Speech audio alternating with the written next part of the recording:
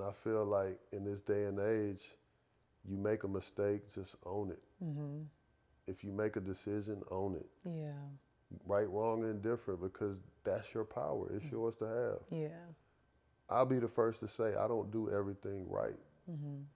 I don't, Queen, and I'm forever trying to grow past that. Yeah. You know. But I'm a man, and I'm gonna own it, and I'm gonna stand on it. Yeah.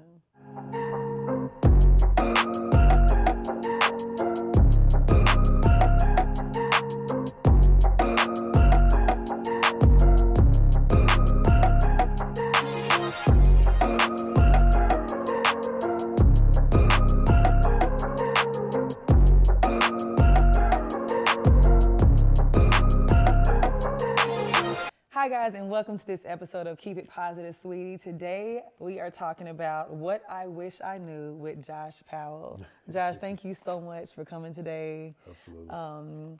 I've known you through mutual friends for years, but we've never spoken. It's always been kind of in passing. But recently, a friend of mine and her boyfriend went to your book signing event. Okay. And she called me and she goes, because we go to church together, and she goes, yeah, she's like, my boyfriend asked me to come to this book signing, and she's like, I didn't think it was gonna be anything special. And she said, girl, it was the most amazing, different book signing that I've ever been to in my life. And she talked about how you spoke about relationships and did an open apology to women that you may have mistreated or that you felt were owed an apology in your past. And she's like, it was the most beautiful thing ever.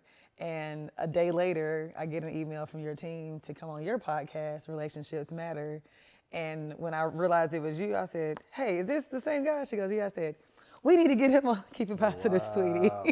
So it all worked out. I'm excited to do your podcast as well. Absolutely. Cannot wait. But thank you so much for coming. No, thank you. Yes. You know, and it's funny because it's kind of like one of those things, like what's an athlete gonna talk about in regards to relationships? Yeah. And that's the thing that I love about this platform is just being able to show that different side. Because when you see me, you know, you see an athlete, you see a guy with just all these tattoos and and it's like, man, what he gonna be talking about? Right. And being in this place and space that I'm in right now, just service. That's it. Like I really want to make an impact each and every day and continue to grow and get better. So, you know, I feel like, you know, I'm trying my best to right my wrongs, even though that's impossible for any of us to do. But I do try to make the effort. So that's amazing. I really do appreciate, you know, no, for real, because here with you today. some people don't even try to make amends. Yeah. So the fact that you have the awareness, and I know that's come with the work that you've done, and we're gonna get into the work that you've done. Absolutely. We're gonna get into all that. But for the audience and members who do not know, Josh, you are a former NBA player, Yes. EuroLeague champ, Big Three co-captain of the Killer Threes in 2023. Shout out to my set. Yes. And then most recently, you're a podcast host of Relationships Matter, and now you're the author of What I Wish I Knew. The wisdom gained from relationships, love, and lust. Absolutely. When I think, I'll always either open up with a quote or with a song. And when I think about what we're talking about today, is the saying that we've always heard is, if I knew then what I know now, I would have done things differently. And that's what I think about based on the topics that we're going to touch on today. Absolutely.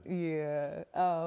Speaking of athletes, I've dated an athlete or two in my life, and it has not been the best experience, to a point where I'm like, you know what, I don't want to do this anymore. I'm good. And I think a lot of times we don't understand, just like you, what those young men and little boys went through that made them who they are today. I'm glad you brought that up, because I definitely, and I think this might be the first time that I've actually gotten a chance to like speak to that, because it's not necessarily like an athlete thing, but when you look at young men who are groomed, you know, or bred to be in baseball, football, basketball, or whatever, you know, the exposure to things, you know, some of the experiences that we face, and then don't you be one of those ones that have the opportunity to make it, because now it's not just your peers. That's not the damaging part. It's the adults. It's the family, it's the friends, it's the coaches, it's all of these people that have access to you that kind of sort of allow the behavior, you know, that women who are on the other side of it experience when you meet this guy that you like, I'm attracted to, and he plays this sport or he does this thing, and then it's like, I tried it with an athlete and I'm not going there. It's like, nah, he's a human being first. You have to look at, But he has experienced so many different things that have shaped and molded his way of thinking. So to try to break that, you talking about somebody that's probably been doing something for 10 plus years. That's, you know, I mean, even if you start young, right? So if you date them or meet them at 30, then if they started at 10, that's 20 years of being shaped and molded. So I just think grace. Absolutely. One of my favorite words is so important.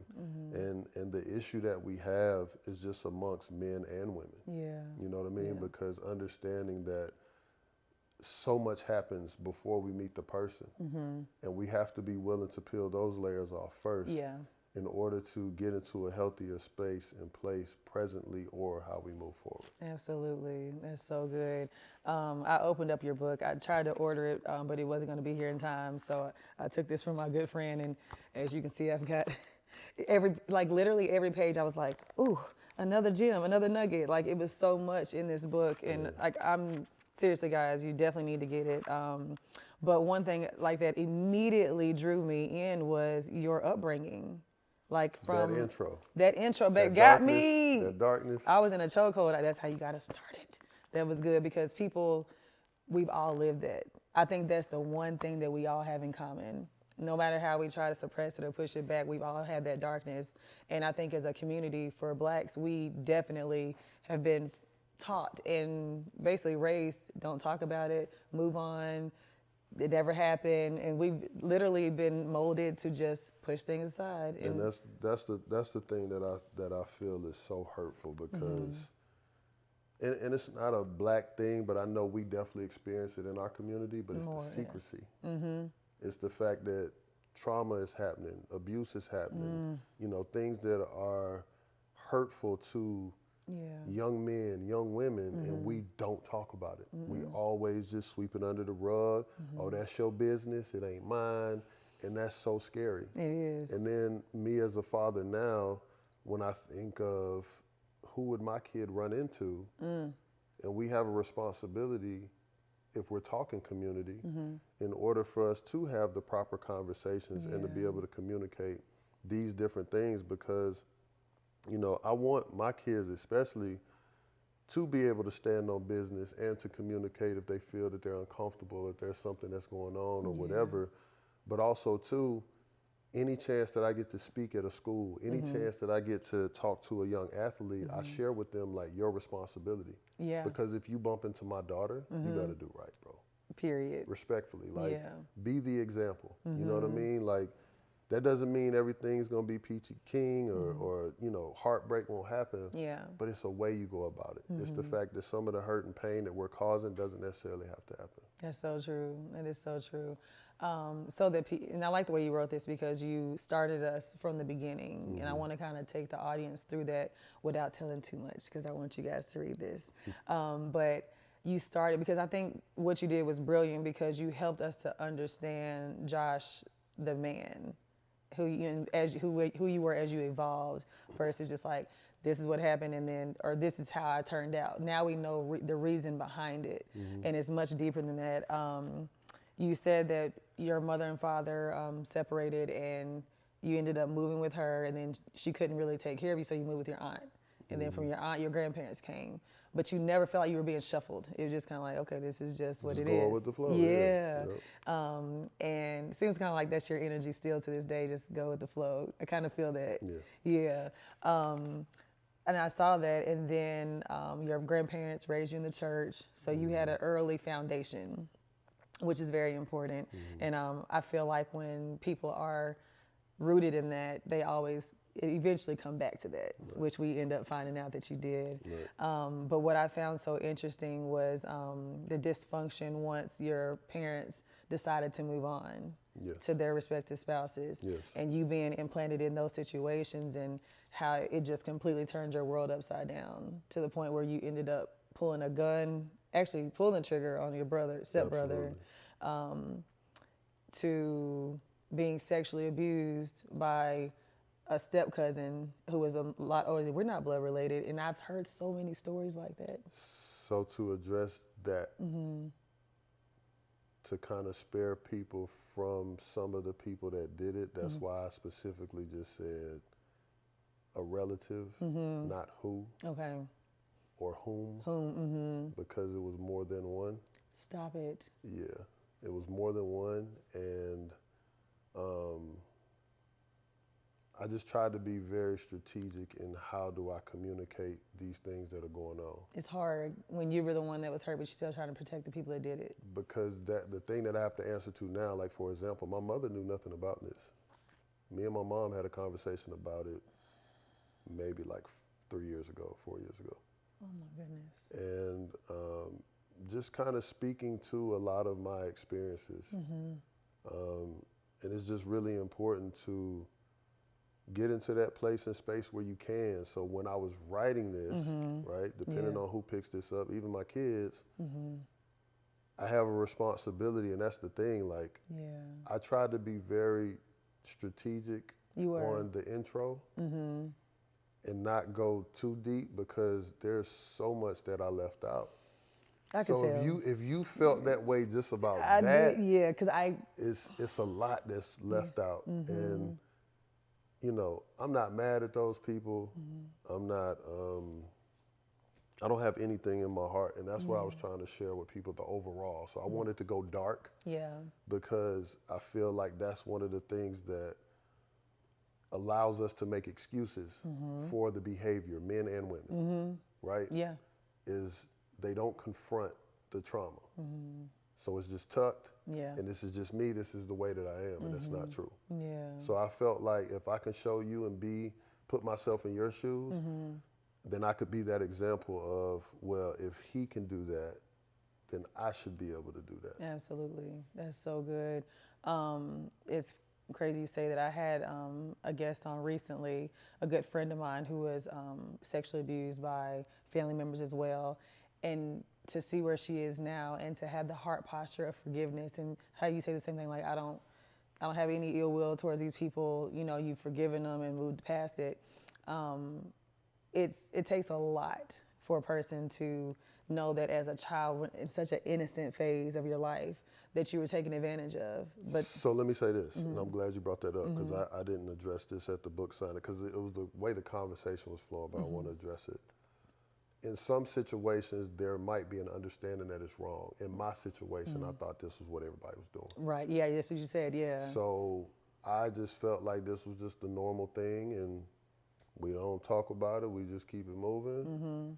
And then when you get way older or something comes up, and then, you know, like even today, the conversations that I'm having, it's like some of the guys that are opening up to me about the things that have happened to them, whether it's been because I've been open, because of the book or whatever, and it's just like, yo, it's not normal. It's not. You know what I'm saying? Like the first time I understood that I was sexually abused was 3 years ago in a therapy session.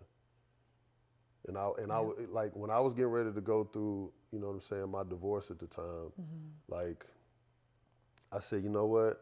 When I get back out here, I got to start over. I got to peel back these layers. I got to figure out me. Yeah. Like I understand, or I feel I do, but let me figure out what's really going on in my spirit. And I was telling her, I'll never forget, man, I was telling her like a lot of the things that had happened, because in that session I was naming names. I was naming, like, I still remember. Because you have to be open and very therapy. vivid. Like I still remember to this day. I don't miss details, nothing. I know who, I know when, I know what, I know all the things that happened as the start. Yeah. And she let me get it out, and then she just looked at me and she said, do you realize you were sexually abused? And I paused, and it was like the emotion that came, but nothing came out because I was super confused. And I looked at her, and I didn't say nothing for probably like 10 minutes. Because I didn't understand it. Like, not that it was something hard to comprehend, but for me, it was so normalized. Yeah. Like the things that had happened starting from the age of 9, 10, Right. that just kept going. You know, and you know, it was just crazy. Like even now, just thinking about that therapy session, that was heavy. Yeah. That was a real heavy day. Real heavy day. I can't even imagine. I can't. I've talked to friends who had therapy and realized that they had been sexually abused, and a lot of times at a young age, same situations where it was like step cousins, or we're not blood related, or this is just what you do. And she said, my friends have said that we didn't realize this is what was happening. It's like your body's growing, you're like, oh, this feels good, or I kind of like that. I don't know I'm supposed to like that, and I don't know I'm not supposed to be liking it with you. You know, and you go through things, and then you realize at an older age that was not normal and it wasn't right. And it just breaks my heart because people who know better, you know, should not do that. You know, should not prey on younger people. You talked about how when you got into basketball, that's when you it's like your first crush, you know, falling in love with the game of basketball. It was the OG, and again, when we talk about community and we talk about certain things, these are like, this is the way it was, I'm sure, taught to him, and then it's just passed down. And I remember, like, we would go play games on the weekends, and it would just be like, drop him off here, he don't need nothing, we'll take care of everything. And we would go practice, we would hit them clubs, we was doing everything. At this point, you were like a junior in high school. How were you at this point? Yeah. So I was like 15, 16. And I couldn't even get out the house at 16. And my parents had me, couldn't even go to sleepovers, like nothing. Like, it was very strict home. But I left the names of the locations, but I for sure, we would, I mean, grown women that's like our age now, like I was having sex with, and, you know, receiving different pleasures from. So I was experiencing so much, and by the time I get back to school on Monday, I'm going to sleep in class. They looking at me like what you been doing? Right. And I'm like, bro, you wouldn't even believe it if I told you. Right. You know what I mean? But to me, again, this is what we supposed to do. I don't know nothing different. Right. Yeah. I was 26 in my class. Yes. 3.7 GPA. 3.7. Yeah. Super smart. And I was still called lazy. I handle business on the court. You know what I mean? So it's like people don't realize how we're functioning. You know, and how we've normalized dysfunction. Wow. And that was me now looking back at it. You know, and then I had the situation with the fallout with my stepdad at the time. Yeah. And you know, a lot of people didn't know that I was homeless for like a year when you or said so. that. Yeah, because I was just bouncing around trying to find a place to go. It was a lot. Yeah. It was a lot, and I was still hooping. Yeah, I was still doing like, everything. I would just show up like nothing, because again, this is how I've been grown. Like, you don't make no excuses. You can't be emotional. You can't, like, this is life, and this is what we do. Yeah. You know, so it's just being able to go through it. And the blessing in that is I still kind of operate like that today, but I try to address the different areas in my life to overcome and to be better. Yeah, I love that. At what point in your various relationships did you realize I have a problem? Like, that you had been over-sexualized at a young age, and that everything was just a physical transaction at one point. At what point were you like, okay, Josh? You know what's scary is I still don't think I have a problem. I asked my therapist, I said, I understand you explained what happened to me, right? And it's traumatic. Am I this way because of the trauma? Am I this way because I really like it now, or is it both? I think it could be both, honestly. And there's no judgment in that, you know? No, absolutely. But for me, I feel like, okay, I acknowledge, I understand, I get it, but I've moved past that. And then I really do feel this way about relationships. Right. So that's always my thing too, because on the flip side, let's remove the trauma. Now let's go to the experiences. So let's look at this box. And if I'm seeing everybody that's in my circle or their people or whomever, nobody's being faithful. Nobody's moving, you know, according to what the monogamous standard is, male and female. Yeah. I guess this is life and how it's supposed to be. So then there's that transition. Yes. And then here we are today. Yeah. Where are we today? Where we are today is I still believe the way that I believe, but I subscribe to the best of my ability to the monogamous channel. Is it hard for you? Absolutely. Yeah, because your desires are like Absolutely. super strong. Yeah. Absolutely. The fact that you can even own up to that is powerful in itself, because some people don't even have the awareness to be like, this is who I am. But finding the person, you know, because even with my old lady now, like, I've caused pain and hurt. And she may never look at me the same way she did when I first met her. Yeah. So that's a burden that I got to carry. How do you, like, every day, what do you do to try to make that right or kind of mend those wounds with her? I don't ever try to really. My belief system is the more I continue to grow and work on me, then it'll manifest in the areas of my life. That's true, because she'll see the change. At least I hope. Yeah. Because the other part to that is, not saying her, but maybe in other situations, somebody can carry, they can carry that pain and treat you as such. And then that's why grudges are formed. Yes, yes. So it doesn't matter. I just heard a story the other day about a gentleman that is, you know, loves his wife and feels like that's his person, and he made one decision. Right? He stepped out of their relationship. You know, that decision, mistake, whatever, whoever, because, you know, Yep. well, if you would have, you know, so we get into that. Yeah. So, but the point is, he made the decision that he Yeah. made, and it is now probably cost him because she can't Get over that. She can't get over it. So understanding that level of pain that you cause to people, you know, I get it. Yeah. But at the same time, you know, I know what I come from and I know my background, and it's not my intention. So I know, you know, you talked about earlier, like the me asking for forgiveness, you know, at the event. Yeah. And it was to do like two things. It was one, acknowledging, like, even to most people, it's like, man, you're healed and you're this and you're that. And I'm like, you might think that, but I'm still not everybody's cup of tea. So let me say that first. Yeah. But then also too, let me take the time for those people that I have hurt. Yeah. It wasn't intentional, but I just need to own whatever I did to you.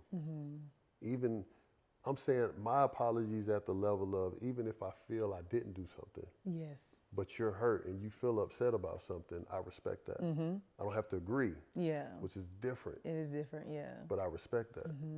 So that's a part of my ownership. Yeah.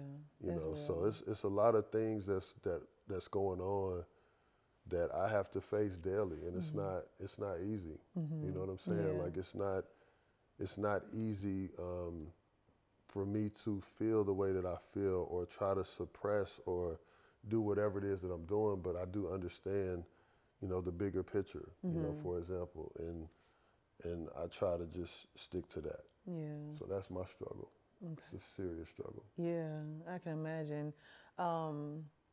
Is there anything what do you do for Josh daily to make sure that you continue to evolve in your healing process? What do you do?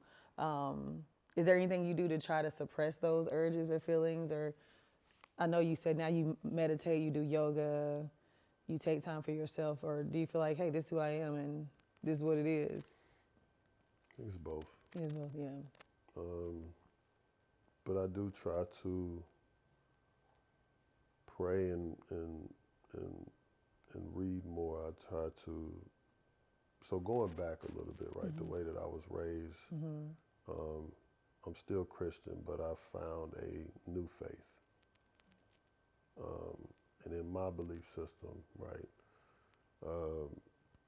we believe at the Church of God, for example, we believe in Heavenly Father, Heavenly Mother. I saw that you wrote that. And we do all New Testament teachings, but everything that we do, right, is according to what the book is. So like going to church on Saturday, which is the Sabbath. Yeah. You know, third day for us is Tuesday. You know, we practice the Passover. We do, you know, the feast. It's just different way of moving. So in this church, you know, God bless Brother David Shans, because that's who preached to me. So, but in this church, that was like my first time seeing monogamous men. That was my first time seeing women who are completely monogamous. This is your first time actually seeing examples of that. Absolutely. Yeah. Before I knew it exists, but I just didn't see it. And What did you think you saw with your grandparents? So I got a version of it, and I love my grandparents, but then come to find out my grandfather had 3 other kids. Oh, wow. So I just met some uncles and aunts. Are you serious? Like 4 years ago. I feel like every family has that. It's like, yeah, this is your, what? But these are the secrets and things that, so that's what I'm saying. So it's like, at one point in time, my vision of them was, this is the model. Yes. And I still feel that they're the model. Yes. That doesn't take away from whatever he did or whatever the case may be. Yeah. I'm not here to judge or none of that. But it's just, how do I view that? How do I take that? So I was saying all that to say, like, these are the reasons why I'm trying to, like, do better now. Yeah. So, like, beforehand, when I would be outside, now it's like, if I do happen to go outside, it has to be with a purpose. You know what I'm saying? Or if I am feeling an urge or, you know, feeling whatever, I'll call a brother now. Can we get a study in? Yeah. You know, can you share a scripture with me? Can you pray for me? Yeah. You know, or I might write a letter to God myself. And these are some of the things that help me to stay the course more so. Yeah. It's still hard because, you know, women are beautiful and attractive. Like, I see, I want. That's always been me. Yeah. But just trying to, you know, cage that and keep doing what I'm doing is what I give my effort to.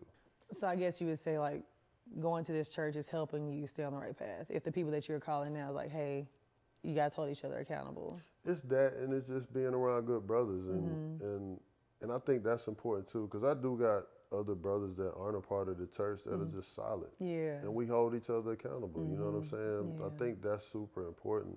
We need community. Absolutely. I don't think we understand how important community is, whether it's, you know, relationship, whether it's friendships, whether it's you got kids, whether you're single, no matter what, like to have good people in your life, people that hold you accountable, people that want to continue to uplift you, make sure you're okay, that check on you. Yeah. You know, it's just really important. So I can't stress that enough. You know, we have to get away from feeling like that's your business, that's your life. If you love somebody, you care about them. You gotta check they it. They should be just as much a part of yours as you should be of theirs. That's so true. I love that. If you were to speak to young men today who are maybe struggling with monogamy or struggling with their own past traumas, what advice would you give them? Well, first, forgive yourself. Like, it's okay. That's a great question, by the way. But I think that one of the most powerful things you can do is accountability. So when I wrote this book, I took the 8 Mile approach.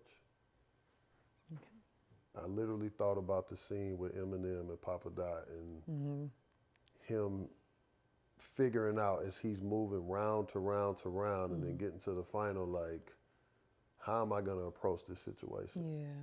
Yeah. And for him, it was, I know what I can address that removes power from anything that you're going to say. Wow. And I feel like in this day and age, you make a mistake, just own it. If you make a decision, own it. Yeah. Right, wrong, and different, because that's your power. It's yours to have. Yeah.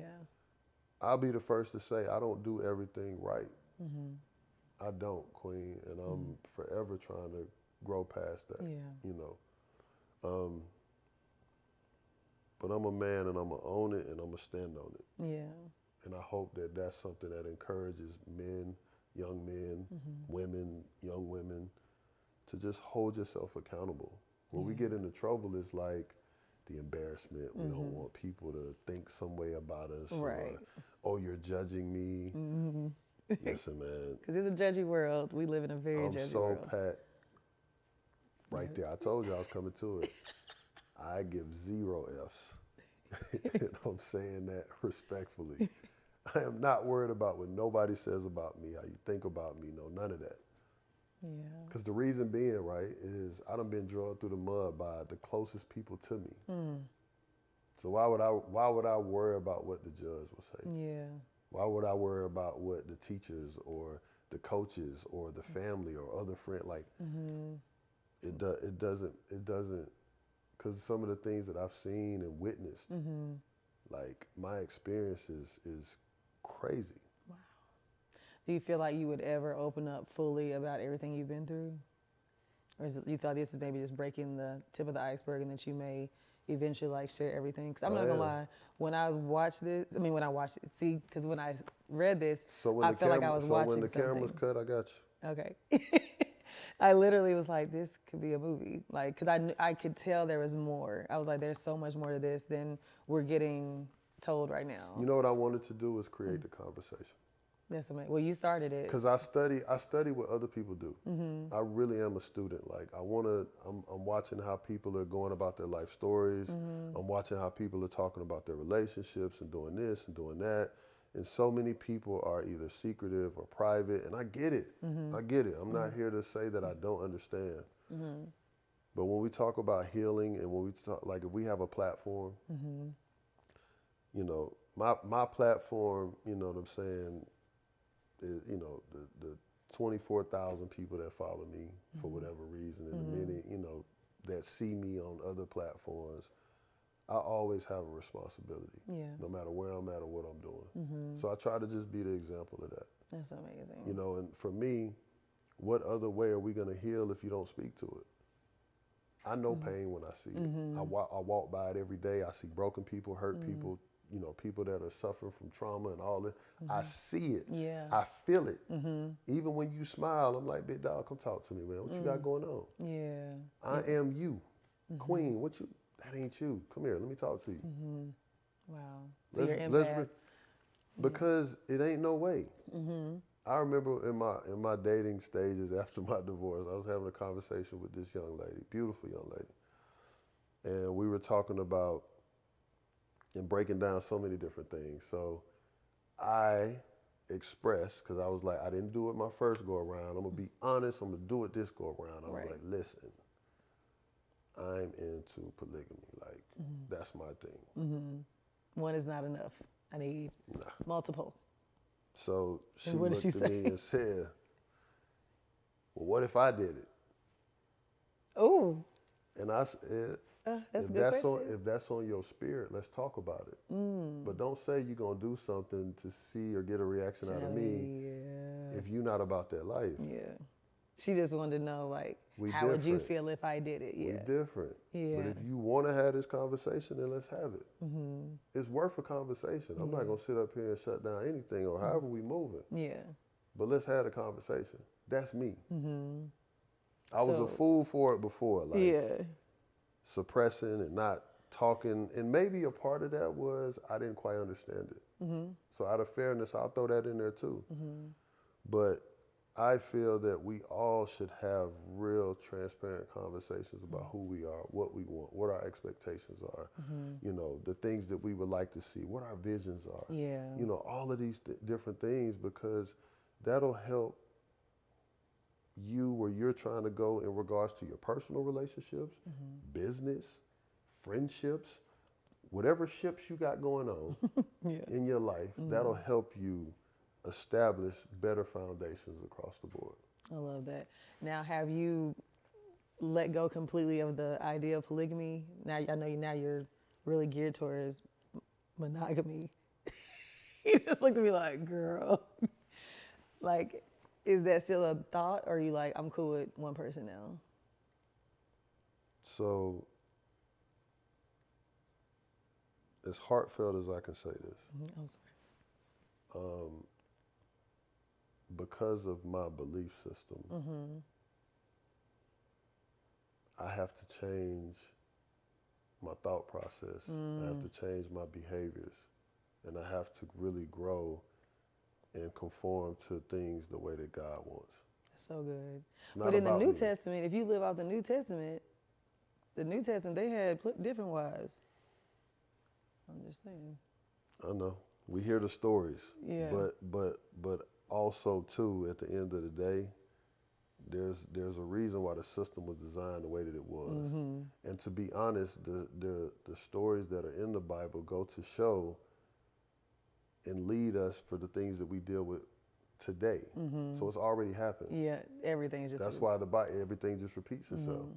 So for those that think a certain way, it's like we can go to this book, show this version of the person that did what they did, And make it even okay. they can say, at the end of the day, when it's time to go back to heaven, none of this, Yeah. right? Because when you get to that point, you got your brothers and you got your sisters. Yeah. You know what I'm saying? We ain't supposed to be on none of that. We all one big family. Yeah. So for me, that's really my main focus, is to try to live according to that. Yeah. And hopefully that helps me to continue to grow and to change a lot of my behaviors. That's good. You know what I mean? But on the flip side, I'll tell you now, I would scream it to whomever any other time. If it wasn't for my spirit and it wasn't for my belief system, I still feel the way that I feel. Yeah. Wow. That is really deeply embedded in me. Yeah. So, I know you said before this is what you want. You wanted polygamy. Do you feel like that was a choice that you were making because it would make sense of why you felt the way you felt and needing more than one woman? Almost like this is a justification as to why I feel, so I'm gonna choose this life. I don't want to say it's justifiable because, we still have our experiences. It's a great question. But I do think that being who we authentically are is a superpower. And so many of us are subscribing to channels that we don't necessarily agree with. True. Yeah. And we're being a representative. So I speak about that too. How many people can honestly say that you feel safe in your relationship? How many men, how many women can say that you feel safe, that you can speak your mind freely, that you can express something that is a displeasure, that you can come forth about information that has been weighing heavily on you that you need to be set freed from? And not many people can say that they're doing that. Yeah.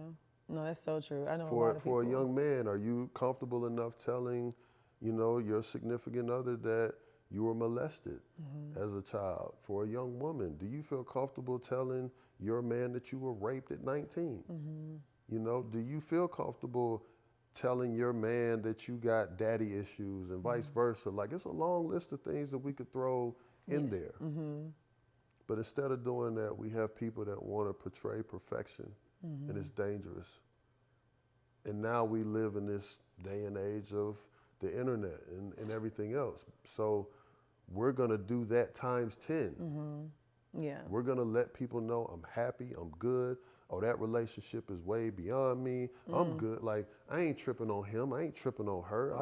I didn't get hurt. I break up. They don't break up with me. Oh, whatever it is that we want to touch on. Yes. Our pastor literally just talked about that yesterday. And we don't even want to give people the power or the the recognition of hurting us. It's like, no, I'm good. Like I broke up with you. You didn't break up with me, or That's so I'm cool. silly, Yeah, like he right? literally just talked about that. That's so silly. And the other part that's crazy is majority of people think that way. So that's the sad part, right? Yeah. If you're a beautiful woman, how dare he break up with you? Girl, what's wrong? Do you see who you are? Right. Or bro, you got this bag of money. Like, how dare she treat you like bro? That's not it. Y'all ain't It's way addressing this. Exactly. It's deeper than that. Y'all ain't addressing this. So even when you look at you, you get uncomfortable because you know you live in a lie. Yeah. That's so I sleep true. peacefully at night because I know that, yeah, I effed up. I said some things I probably shouldn't have said. I did some things I probably shouldn't have did, but I own that. I take full responsibility. Yeah. I've apologized. Even if it ain't been the sexiest thing for me to do. If my kids look at me sometimes and be like, bro, I can't stand you, but at least you know the truth. I'd rather you know that than be having this relationship formed off of a lie or formed off of a half-truth or whatever. I'd rather you know who your father is. Yeah. I'd rather you know who your friend is. I'd rather you know who your son is or your cousin or whatever I am to you. Yeah. Because I know the dangers of these fake people that come into your life. Yeah. And they come to seek and destroy. You know what I mean? And I've been dealing with that from childhood up until today. Yeah. Speaking of your children, what do you do as a father to protect them? And do you feel like a lot of things that may have happened to you are a reason why you're overprotective? Or I know you said you naturally are overprotective, but you know, some things they have to learn themselves. You can't be too overprotective, but. You can't. And it has to be tough love. And you know, I got to own mine because I know a lot of times people will say, man, you're such an amazing dad. You're so this and you're so that. And I always challenge those people, well, if I'm so amazing, then why does my 17-year-old not talk to me? Why does she have a level of hatred towards me based on what this one is saying or what that one is saying? If I am who I'm supposed to be to her, then can't there be some type of foundation that she would have where, okay, even at that moment she heard something that wasn't easy to hear, but that she can feel comfortable enough to come to me and say, Dad, can we have a conversation? Right, right. There's a disconnect. There it is. And there are some things that I've done, and even for the things that I didn't do, I'll still take responsibility for it because she's hurting. Yeah. And she's hurting because of me. I own that. I own that. Like, and I wish there was something I could do to change it, but as much as I want to protect her, as much as I want to shield her, I'm gonna let her go through this process. Yeah. I know And that's it's not hard. easy. You know what I'm saying? Like, I'm blocked from a phone that I pay for. Wow. You know, my last actual sighting of her was in a courtroom, and she was testifying against me. That's the last time that I pretty much got to lay eyes on her, and then everything else has been me trying to get her on the phone or try to something, and eventually I just stopped. And some people are like, bro, you gotta keep fighting, you gotta, and it's like, listen, I can keep fighting, right? But she's in a very different place. Yeah. So my fight could push her even further. Yeah. Especially at this age. Yeah. She already feel like, you know, she a young woman. She told me, she was like, I'm different. This ain't the same old Patience. Like, I'm different. And I know it was hard for her to hear, but I said, I don't like this version of you. Was I right for saying that? Was I wrong for saying that? Right. But that was on my spirit. Yeah. Because I know the young lady that I raised. And I don't need to be experiencing this new version of you. Yeah. Because this new version of you is coming from a place of hurt. Yeah. And I'm not saying you wasn't hurt before, but you're definitely in a place of pain now. Yeah. But to you, it looks like happiness. You know why? Because, oh, I ain't around my dad no more. We good. He raised me on survival. My mom raised me from a place of love. Like, yeah, she got me right, not him. Wasn't nothing about his upbringing that was conducive. Like, that was in the best interest of me. Right. I got to swallow that. Yeah. When I go by, you know, when I'm in my house and I go by pictures or go by a room that could be dedicated to her or whatever, like, I constantly am reminded. And that's a deep thing to feel. Yeah. But I'm constantly reminded, and that's where the numbness comes from. Yeah. Oof.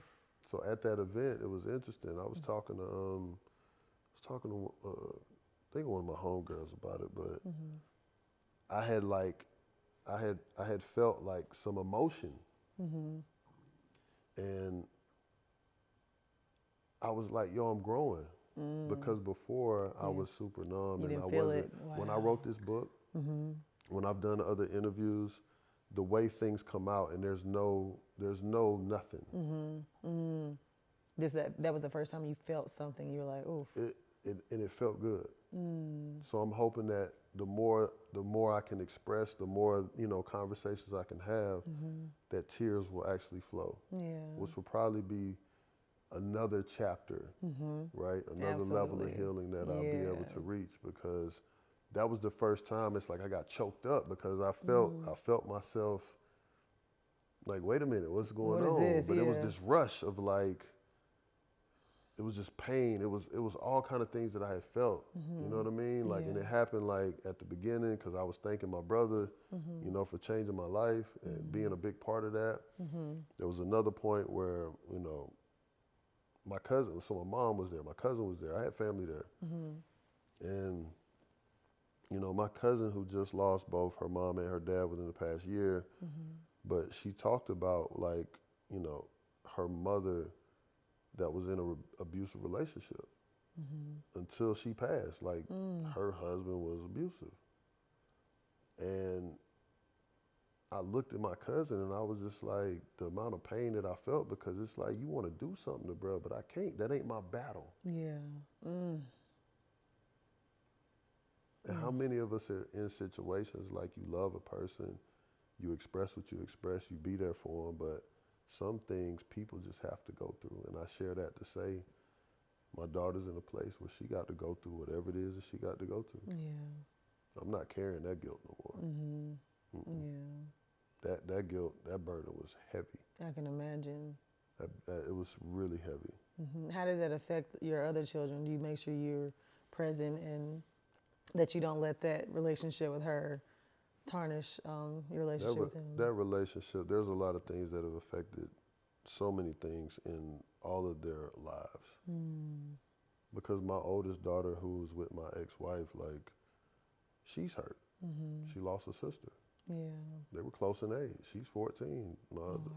She's about to be 15 next month, but, you know, that was always her big sister. Like, they talked, they kicked it, they vibed. Right. And now she don't have that.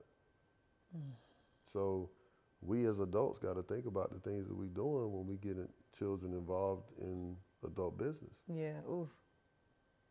That's real too. And my story is a product of that. Me as a man, I may not have been the best partner, but don't let that get in the way of me being a father. Yeah. That's separate and apart. Yep. Too many times women treat men the same. You wasn't a good husband or a good partner or a good boyfriend, so you're a terrible father too. And vice versa. And it's not fair. That's not fair. Yeah, no, for sure. So I have to deal with that. Yeah. Ugh. I'm sorry, and I'm definitely going to pray for her, because I know what it's like to be in a lost state at a young age. And you think that everything is fine until you hit that wall, you know, and eventually it's going to happen. You talked about privacy earlier. You're super private about your personal life. My team tried to find out everything we could. They were like, we just can't find it. We literally, after all the digging, we're like, oh, he's actually married. Yeah. How long have you, I know you got divorced 3 years ago. I got divorced 5 years ago. 5 years, okay. So you're recently married. How's that going? Been married a year. A year, okay. Working through it. Even when we got it done, like, nobody knew we got married, nothing. Wow. Why are you so private? I don't think it's intentional. I think that I know, based on my experiences, it always weighs on me because people that I thought would be happy for me or be supportive or love me have done the most damage. Yeah. So you want to protect So I've things. now, I don't even view it as that. That's what I'm saying. Like I'm having, like I wish she could be here right now to hear this because it's like this is another thing of my thought process. Because it's not that it's like it's this secret, but it's like, who do you turn to for the good news? I've been through that. Yeah. My mom was the only person that was a part of that Zoom because when we got married, it was just me, her, our son, and I think she had one of her best guy friends or whoever. It's like 5 people in the room. Oh, wow. That's as real as it gets versus It's huge. the huge situation, and there's so many people in this space that you don't know what they're on. Yeah. I have the utmost respect for her because we've had a lot of hard conversations, and the thing that I respect the most is whether we do or we don't work out. We're in this place of love and just understanding and trying to grow and be the best that we could be for each other. That's good. I like that. And I think just me being in the space that I'm in as a celebrity and dating, learning that everything. Nah. I give you flowers. Man, Thank you. But it is different when you're like dating someone and you want to like keep it private, you know, and a lot of times the other person's like, why can't we post it? Like, well, I don't want to take a picture because you're not going to post it anyway. And I'm like, but you got to do what's best for you. I feel like us as grown men and grown women, if we're in a place and space where we're focused on people. That part. Because this will be my thing to your guy or whoever else. How many people did you see post that put on as if they're going to be forever, and then you hear something, You're like, or you see something, what? Yeah, and it throws you off completely. tremendously, right? I don't have nothing in this world to prove other than to her. Now, I do have a responsibility to these kids, but that's it. Yeah. Like, how many times somebody done hit I didn't even know you was married. Like, I didn't even know, like, and it's like, my bad. Because it wasn't intentional, right? And I'm not trying to be, secretive about it. If it come up, it come up. Like, I don't have a problem doing that. Yeah. You know what I mean? Like, I'll address it. I'll speak to it. You know, I'm not holding some secret because it's like I got this whole slew full of women that I'm, you know, whatever that is. Because, you know, that's like, what people would think, like, you know. I can't speak for everybody else. Yeah. I'm just saying for me. Yeah. That's because good me being honest with you, even in other relationships, when I was involved, I let those people know I'm married. When I was living that life. Living that life, absolutely. Yeah.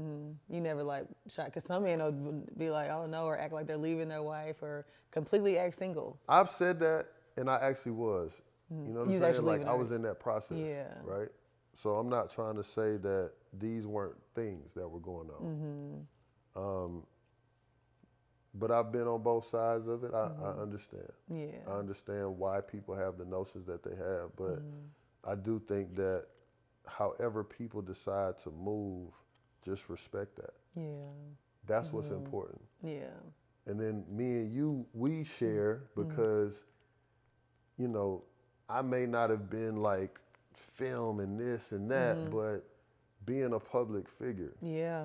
You know what I mean? Like it's my first time ever saying that. Like it's crazy, but you are. I don't, because I don't move that way. You know don't. You always move like super silent. I understand to your point because it's like people know you, even if they don't hey, that's Josh. They like, hey, bro, you used to play for the Hawks, or hey, bro, you used to play for the Lakers, or you know, all that. So I get it, but I don't know what people are on. Yeah.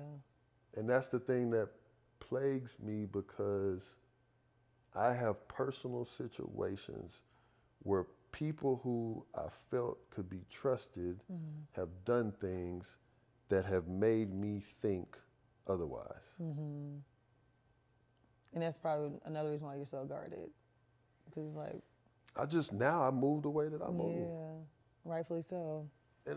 But I honestly feel like everybody should do what they feel is best. For them. You know what I mean? Like, you do that. Yeah. Yeah. But then too, when I talk to her, it's like, she's a little funny about stuff too. So, I don't know. I get it right sometimes, because just things that she might, like, I remember when she was pregnant and I did a podcast, this was a while ago, and one of the co-hosts was like, you know, oh, I see you got your wife here, she's pregnant, and you could see she was like a deer in headlights. Like what? Because it was, and she told the people, like, yo, I gotta cut that. I didn't want that to be out. Yeah, You know what I'm saying? that's not my business, yeah. Everybody different, man. Like, you know, I try to uphold to the best of my ability. And I know that, you know, there are days where I succeed at it, and there are days that I don't. Right. But I own that, and I try my best to be better every day. That's awesome. There's this thing going around about a list of places that women don't want men to take them on first dates. Right. What was you and your wife's like first date, or how did y'all meet initially? First of all, outside of my wife, I'm gonna look at this camera again, because this is silliness, right? This is pure silliness. When you rocking with somebody, if you truly rocking with somebody, that means y'all should be able to go on walks, go to Starbucks, go to the movies, do the smallest things, take a yoga class, whatever. The places to go to eat, that has nothing to do with anything. Yeah, that's what I thought, because some of those places, I'm like, I actually think these are great first dates, you know? But again, like, is your focus on the person in the conversation? Yeah. Or is your focus on the ambiance?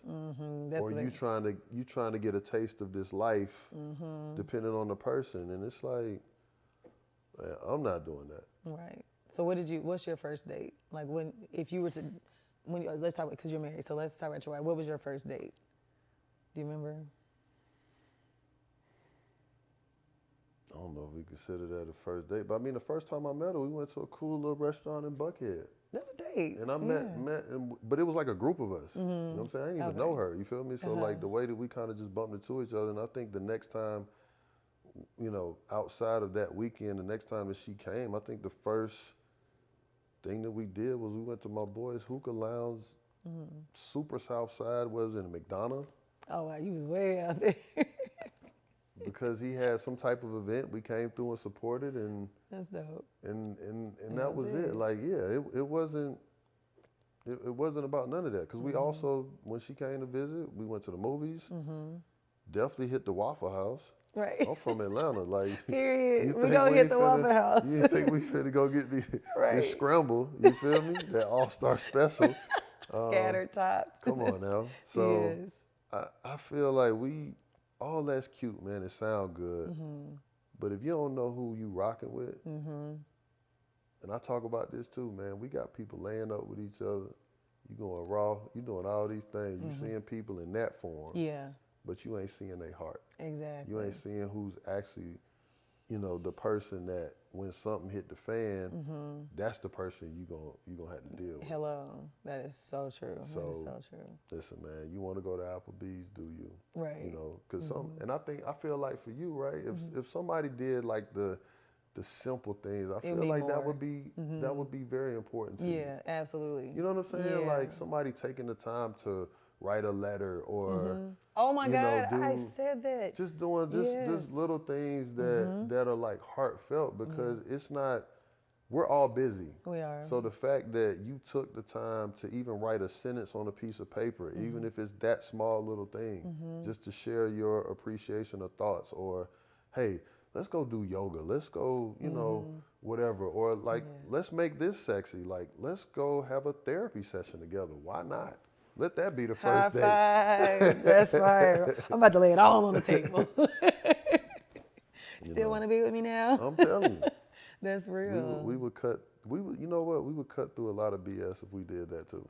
We would. I like that. I'm a big fan of that. That's good. For me, like, you know, everybody's like, you know, take your time and do this and do that. Nah, I own mine. Let me share this with you. I got all these kids. I got these different women. I got this. I got that. Are you cool with that or not? Right. That's good. Josh, thank you. This has been good. I Thank really you so much. appreciate Thank you. you for being open. Thank you for being vulnerable. And guys, please go get the book. You can order. I know it's on Amazon. Where else can you get this? It is. So Relationships Matter Live. We got it on there. So Amazon, Barnes and Nobles. We trying. We out here. Now you out here. So proud of you. You see, that's your girl's copy. Yeah, I got my own. You got your own. So you know. But I'm gonna buy my own too, 'cause I like to support. So thank you for bringing me. I'm gonna have you sign this one for me. But thank you, because hers was signed too. And look, I did this on purpose. It's a super easy read. It is. Yeah, I love easy Because reads. a lot of times people, either because you're busy or you may be the person that don't like to read, but I wanted those 100 pages to be very impactful. Yeah. And kind of like the Alchemist, or maybe One of my favorite books. I read it so every year. you end up going back to it because there's different things that you get out of it. And that was my goal, along So with good. creating the conversation. So I wanted to be and do something different. I'm not sugarcoating nothing that I went through. I'm not putting no media training in no book. Right. I want people to know real raw me, and that way you get an understanding of who I am, the way that I move, the why, the everything. You know what I'm saying? And I know some people, man, you gonna be in that? I still love you because I am you. I love it. Even though you might feel away, but the same things, if we share stories or whatever, guarantee you there'll be a lot in there where you're like, wow, I didn't know you went through that. No, seriously, reading this, it was a lot of parallels. So. And the healing, that's the most important thing. Yes. What do those steps look like? And that's why I wanted to make sure I put those in there, because that's important. Give you this, but how do we overcome it? I love that. But thank you so much. No, thank you. There's one thing I want to, before we close, I thought this is important to share with the readers. You said, repeat after me. I know my value and worth, and my decisions reflect self-love. And I want to leave you guys with that before we close out, because I thought that was really powerful to tell yourself that every day, because a lot of times we lose sight of our own worthiness. I do it. So I have a piece of paper and I wrote down these affirmations, and it's in my like toiletry bag. So I gotta brush my teeth multiple times a day. Right. My goal is every time I come to that bag, I'm gonna crack that paper open. It takes me probably 45 seconds to read each line as a reminder, because I'm human.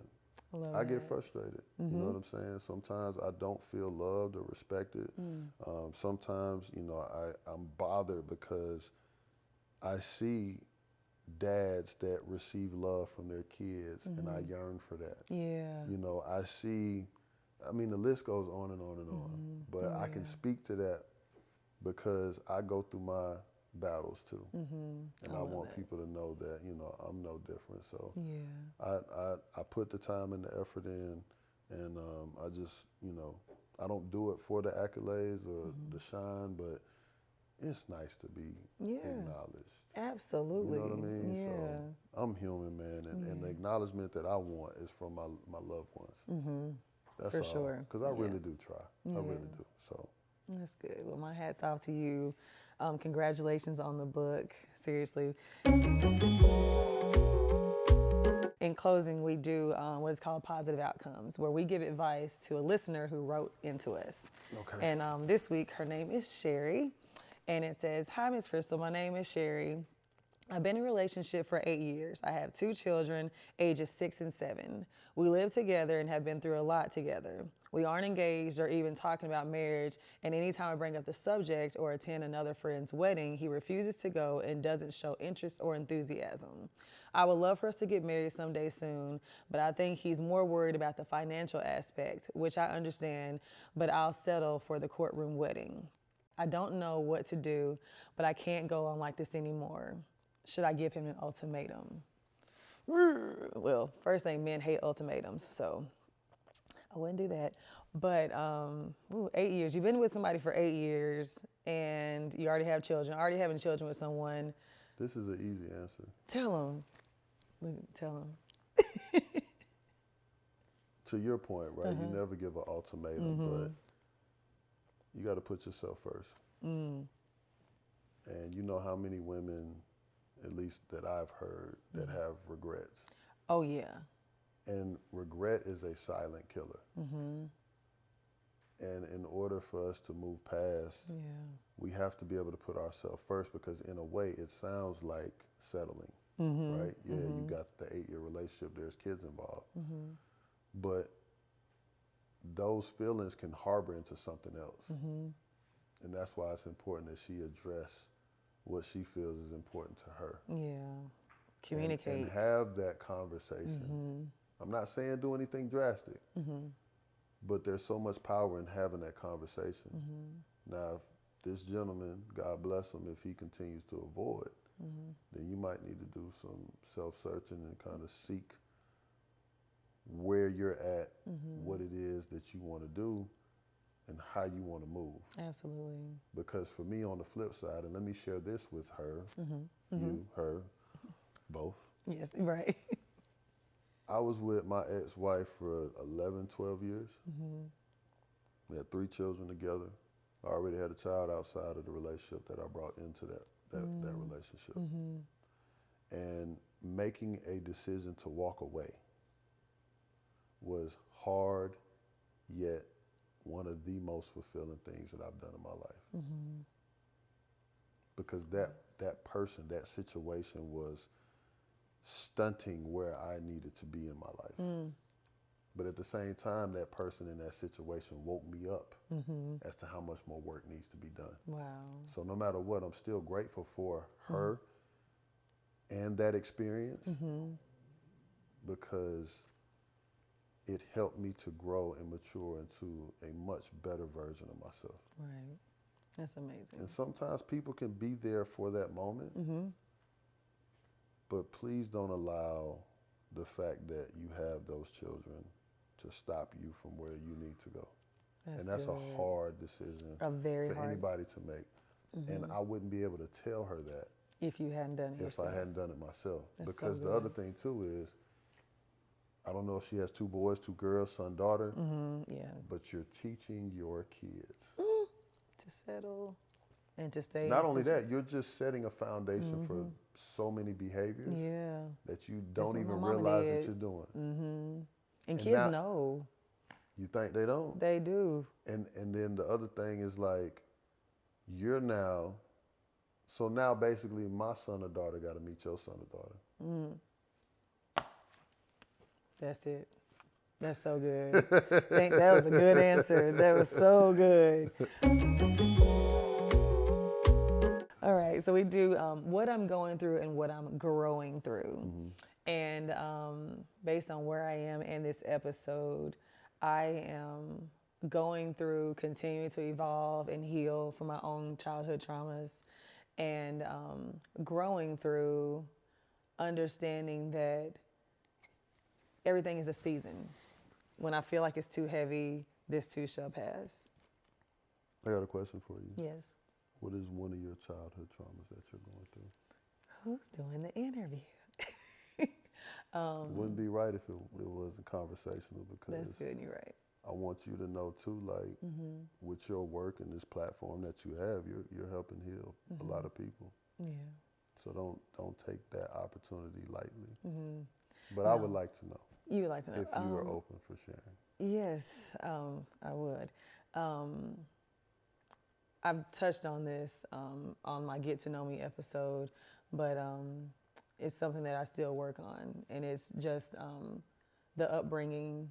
And I think that's where a lot of things that I read in your book, I was like, I've been through those things, you know, growing up, and as, like you said, you want to be careful how you say it because you don't want to hurt people. So we can talk about it offline. Okay, Yeah. that's fair. But yeah, definitely. But I want to get a chance to, because I know this is your platform, but still it's important. I appreciate that. I want to tell you I appreciate you, and I love you, and I'm proud of you because everything that you're doing, you know, in your life and just trying to be the best version of yourself, it's not easy. It's the hardest job that we don't receive enough, you know, appreciation for facing you. So I wanted to genuinely tell you that. I don't even know you, but I do think that you're so amazing. Thank you. And I just want to tell you, man, keep doing the work. And you have a brother in me now. Thank you. So, you know, I know that it's not easy, and you know, hopefully, you know, I've done my part. Hopefully we can continue to serve together. Yes, absolutely. But I'm really proud of you because this is really amazing. You know what I'm saying? And I know it's not easy. It's not. And I could tell it wasn't even when I threw that back at you. Yeah, I was like, yeah, nah, we gonna talk. All right, cool. No, for sure. But I think, you know, for your supporters to be able to see you have this moment is truly powerful. Thank you. Because there's beauty in that. Yeah. And you just took another step. I did. Absolutely. Thank you so much. I'm gonna give it back to you. I don't want no problems, No, smoke. this all right now. We about to have a whole nother podcast. Come on now. We ended with Keep It Blank, Sweetie. Okay. And for this one, I will say, I think I've used this before, but keep it healing, sweetie. Keep healing and keep evolving. Yeah. Keep it gracious, sweetie. Keep forgiving, sweetie. Yes. That's good. Keep fighting. Yeah. Keep fighting for you. Give me some. That is so good. Thank you so much. Wow, didn't expect to be brought to tears at the end of this episode, but guys, I hope you enjoyed this. Josh, you were amazing. Seriously, such a good conversation. Guys, if you want to write into our Positive Outcomes listener letter, write into keepitpositivesweetie@gmail.com, and it's sweetie with an IE. You can follow Kips on all platforms at Keep It Positive Sweetie. You can follow me on all platforms at LUV Crystal Renee. Josh, tell the people where they can find you. Josh21 Powell on Instagram. Yes. Do we still do Twitter? Not really. People do everything, yeah. I'm on TikTok, but not really. Mostly everything is Instagram, but you know, check us out. What I Wish I Knew, you know, this lovely project. Yes. And then your podcast. Oh, Relationships Matter, the podcast. We actually just, our first episode will air on In the Black Network. Awesome. On the 15th. Amazing. Congratulations. So please watch that. If I'm not mistaken, from what I heard, I think we're going to start with this Steven Jackson episode. Oh, wow. Oh, that's going to be good. Y'all do not want to miss this episode. And then you don't want to miss mine because I'm going to be on there too. You definitely don't want to miss yours for sure. But this is so beautiful and amazing. Seriously, I'm truly humbled. No, you know? me too. And this is also a big deal to be in your space. Yeah. So I don't take that I'm lightly, very too. Particular about who I let in this space. Absolutely. Definitely because we knew mutual people, like even just inviting people into my home for safety reasons. Absolutely. I'm very particular about who I bring in here, but also because this is a space and people leave energy in your space. So I knew you were good people, so I'm so happy that we got to do this. Truly humbled. Yes. And I took my shoes off. You did. We appreciate it. Thank you. Thank you so much. Absolutely. All right, guys. In the meantime and in between time, you know what to do. Keep it positive, sweetie. Bye.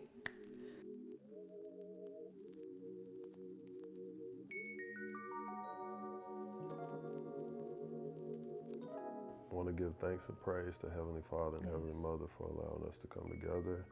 I ask for all the blessings and support as we continue this mission to serve, continuing to open the hearts and minds of many, praying that you continue to bless these two queens on their journeys and everything that they have going on.